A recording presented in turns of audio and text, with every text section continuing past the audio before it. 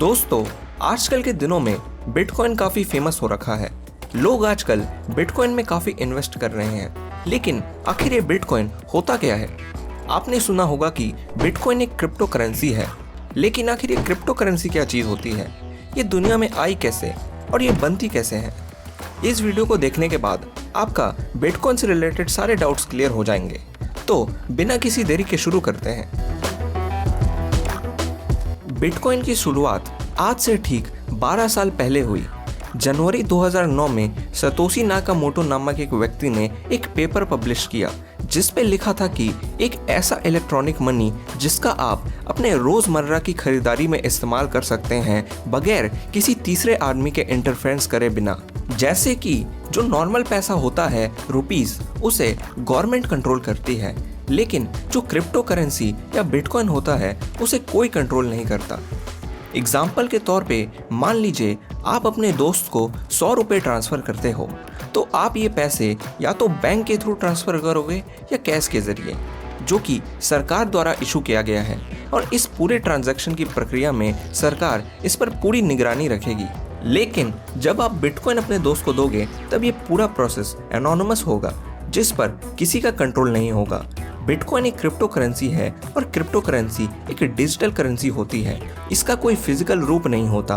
आप इसे सिर्फ इंटरनेट के माध्यम से ही इस्तेमाल कर सकते हैं। लेकिन जैसे नॉर्मल पैसे प्रिंट होते हैं या बनते हैं, तो वैसे क्रिप्टो करेंसी कैसे क्रिएट होती है? तो क्रिप्टो करेंसी एक सॉफ्टवेयर कोड या एल्गोरिथम द्वारा बनती है और ये कोड सभी के पास पब्लिकली अवेलेबल होता है, जिससे कोई भी चाहे तो अपना क्रिप्टो करेंसी क्रिएट कर सकता है। लेकिन ये बिटकॉइन आखिर काम कैसे करता है? तो दोस्तों, जितने भी बिटकॉइन के जरिए ट्रांजैक्शन या मनी ट्रांसफ़र होते हैं वो एक पब्लिक अकाउंट में स्टोर रहते हैं जिसे लेजर कहते हैं। और ये लेजर डिजिटल फॉर्म में रहता है। लेजर हर एक इंसान के पास होता है जो बिटकॉइन नेटवर्क चलाता है। और ये कौन लोग चलाते हैं? तो आपने माइनर्स का नाम तो सुना ही होगा, जो कि क्रिप्टो करेंसी की माइनिंग करते हैं। ये वही लोग होते हैं जो नेटवर्क चलाते हैं। इनका काम इन ट्रांजैक्शंस को वेरीफाई करने का होता है।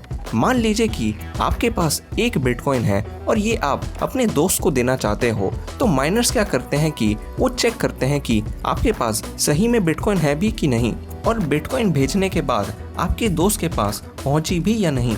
यही लेन देन की देखभाल का काम माइनर्स का होता है।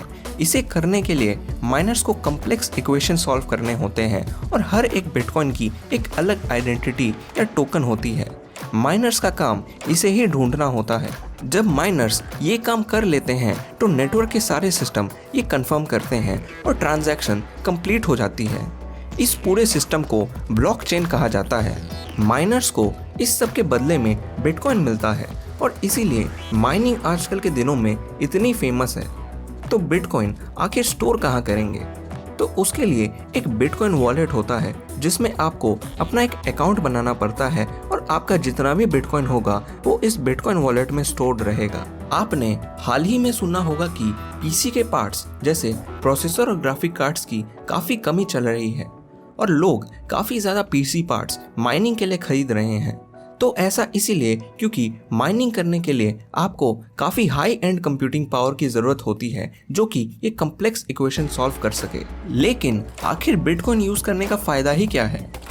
तो बिटकॉइन से ट्रांजैक्शन फास्ट और एफिशिएंट होते हैं और आपको बैंक के झमेलों में भी नहीं पड़ना पड़ता।